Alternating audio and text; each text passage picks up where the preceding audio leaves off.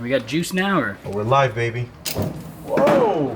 Hey, my man. Wipers work? Wipers Damn, that's more than I can say about the C10.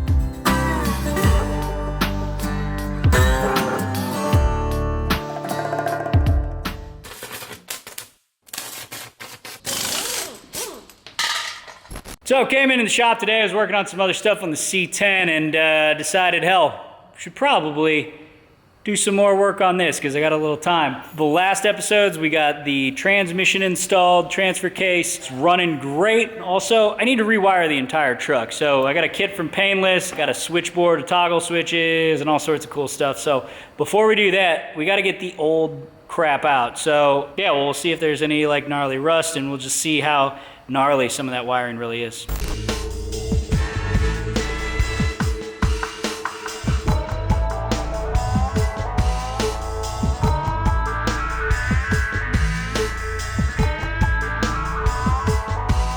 No time at all. She's stripped out. All right, so I gotta get going, but I'm gonna wrap it up for today. Basically, we'll come back tomorrow and get started on the wheels and wiring and all that stuff. All right, so other night, got the whole interior of the K5 all cleaned out, stripped out, and we're ready to start working on the wiring and a few of the other things that we got handled. Now, today, we got Mongo with us.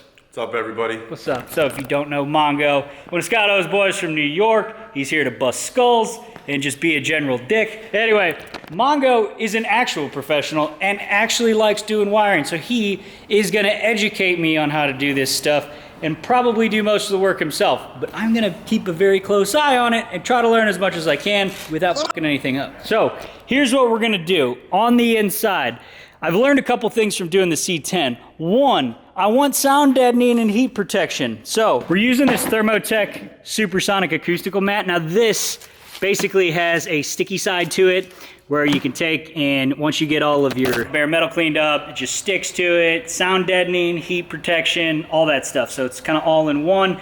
It's nice and thin, but it's thick enough to do the job. We do have this ThermoGuard FR stuff. So this doesn't have the sticky side on it, so I just need to figure out how the hell I'm gonna stick it. Probably some spray adhesive if I have to use it. Other than that, important stuff, wiring. We've got these kits from Painless. Now I did one of these on the C10. So this is a direct replacement harness. Comes with everything you need to wire the entire truck and not have to use any of that shitty old wiring that's in there. It's got everything from the fuse block to like the whole front harness, the rear stuff, and a few extra accessory ports. Very nice and updated. Yeah, nice bulkhead connector to replace the stock one. So along with that, we got a few other things. We got this track rocker. These come with everything you need to get them all mounted up, get everything spliced in, even comes with like zip ties and heat shrink and all that good stuff. So basically, what is this? It's pretty much like the relay fuse panel for your accessories, you know, things like your roll bar lights, fog lights, underbody LED if you're gonna go that route. Okay. Pretty much anything you want to add on to this bad boy. But this basically keeps it all in one place, right? Right, instead of tapping into like circuits under your dashboard, people tap into their fog lights with the AC circuit. This pretty much, you know, isolates everything in one clean spot. Again, another thing learned with the C10, because it was a bitch, didn't even know that they had this like track rocker kit, which would have made it easy. Because one of the things you'll notice like that is pretty frequent when you see people hack job wiring stuff up, stuff like this, where you got like relays just kind of self-tap screwed, just kind of hanging loose, just wherever the hell they can mount them up, and it doesn't look good, and it's probably not the safest route to take. We're gonna get rid of this tangled fucking mess of spaghetti, so we're gonna make the shit run right. Mongo's gonna make it look good. Hopefully we'll learn some stuff along the way. Forgot something here. One thing is like right in my dash, there's like a bunch of random switches wired up for like lights and like the fans and the fuel pump. So Painless makes these switch boxes where you can have like basically a full switch panel. They make it to where you could either do a flush mount or it comes with an extra box. So you can mount it like, let's say on a roll cage, you can mount it to like under your dash, whatever, but everything's nice and clean. All these switches light up so you know when the shit's on or off. Okay, so what's the first thing that we need to do when we're gonna approach a project like this? I want to work with what's in there now. because we have to figure out, some of these cars came with different options depending on the trim model. Yours is pretty bare bones, but we got to kind of sit down and plan out what you're going to do forward. You're going to do power windows. These kits let you have a, I guess, pre-planned circuit just sitting there waiting for you to throw accessories in it. So I'm going to go over the entire car, front to back, kind of jot down what's where, and kind of lay them out together, and then we're gonna pin out the new harness. It's gotta get shortened, we gotta put terminals on it. These kits do come with GM style connectors depending on the application you're picking it up for. So I'm gonna have to take out the old harness and see what connectors come with the kit and which ones I'm gonna have to swap over, because there are some minimal ones that kind of have to get swapped over to the new Painless stuff. All right, we're gonna get on that.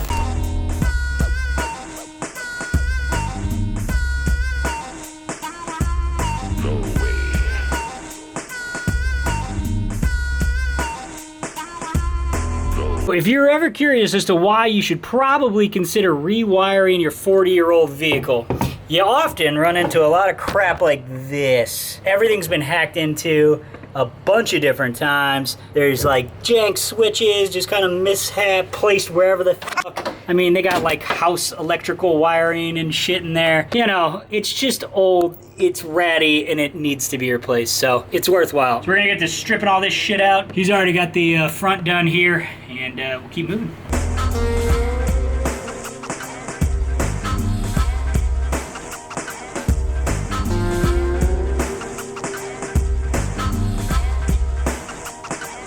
Just for comparison here, we've got the new harnesses laid out next to the old crusty looking one. So this is everything that is in front of the firewall.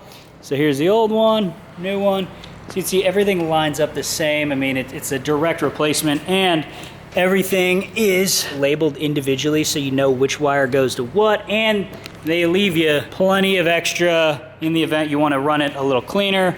You want to tuck it in so that it's not like this where it's just going all exposed and strung out everywhere like spaghetti. This is the inside harness, same deal. And so you can see all the connectors are the exact same ones that go for everything. Right, and keep in mind, this is what I had mentioned to you earlier, Zach, that these harnesses come pretty much ready to swap into, depending on what generation you have. Some pins come like this for you to swap over connectors. Painless does provide connectors that you could add on there if you don't want to swap yours over, but it's a pretty thorough kit. Good stuff. So what's next? What do we do now? Still gotta rip the rear portion of the harness out that's still in the frame. Did a little cutting on that one, but I guess just switching over connectors, making sure you have all these connectors ready. Once all these ends are all crimped up, ready to go, we're gonna start laying this thing out. Nice. Get you up and running. So basically you're gonna look at this one to see which connectors are on what they actually need? Yeah, I'm gonna go through it and see, like, you know, what connectors I can swap over if we can use the ones from the original one. If not, then we'll just swap over to the Painless ones. Hell yeah. So while Mongo's in there wiring stuff up, figured I'd take this time to paint up these wheels I got. I was gonna go and do a white, but the problem is the white just doesn't look right against the white on the side of the car. So I'm just gonna hit it with this Steelies stuff because it looks good, it lays well, and you know, if I ever want to change it again, I'll just paint them.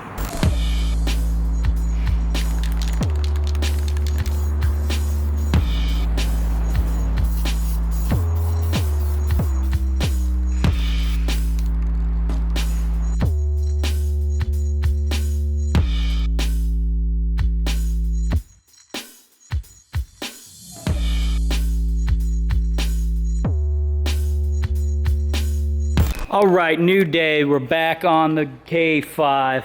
Mongo took a lot of the wiring harness home, got everything cut to length, got us all sorted out, and actually basically laid out the front part of the harness as it bolts into the bulkhead there, and then got some stuff squared away, or for the under dash stuff. Now, here's what we gotta do. We got a set of gauges from Dakota Digital. Bam. Kind of like what's in the C10, except this is a different model, a little bit cleaner. It doesn't have that OG look, like the exact replica that what came in Chevy stuff, but all the same functions. So with this, since we're still gonna be running this carbureted big block, right? Dakota provides all these sensors for you, so it'll work with their gauges. So we're actually gonna swap out the sensors that we do have for the Dakota ones. Then we'll be able to run all this stuff into this little box here, and all the gauges should in theory, work perfect. So I'm gonna start with basically getting the rear harness stuff ran. Mongo, you're gonna work on the inside? I'm gonna work on wiring up the Dakota Digital, Okay. get that up and running so we can get some visuals. Hell yeah. Moving and grooving, baby. Let's go.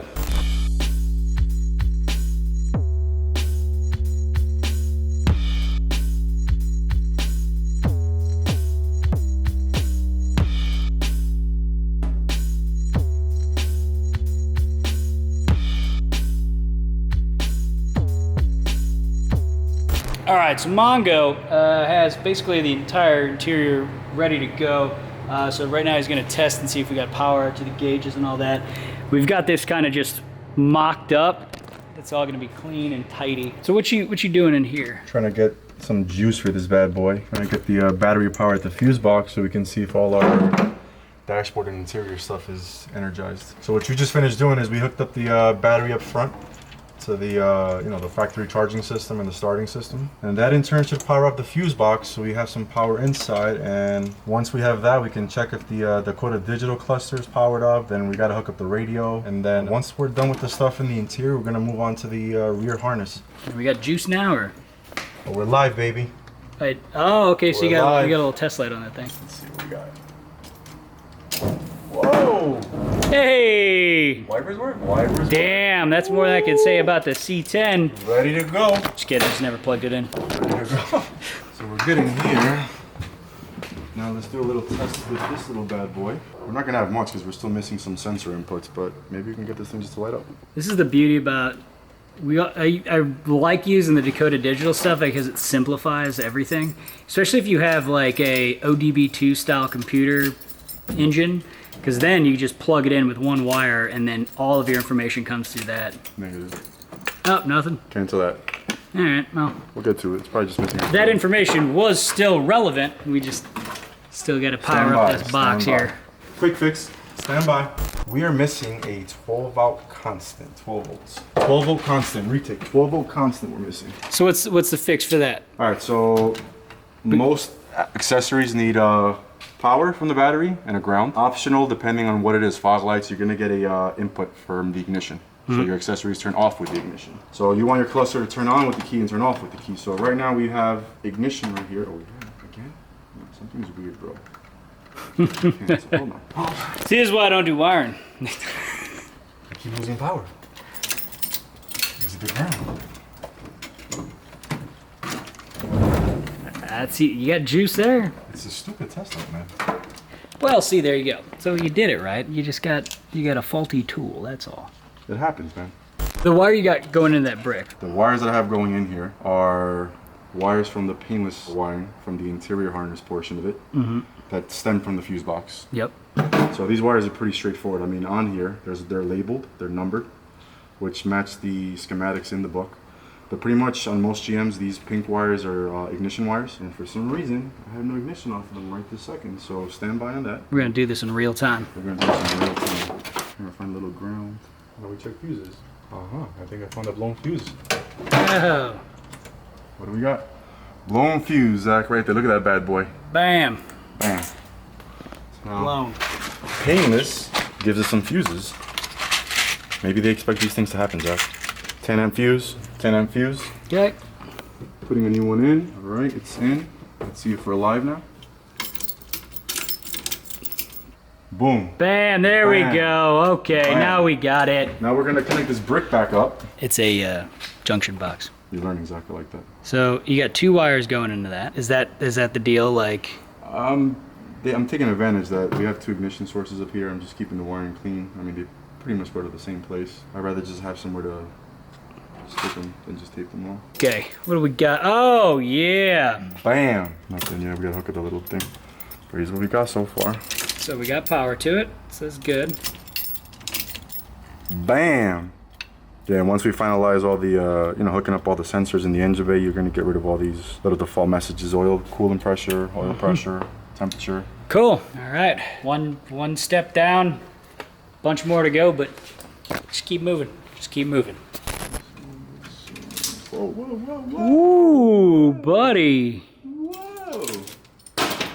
Sometimes you forget to turn the key off.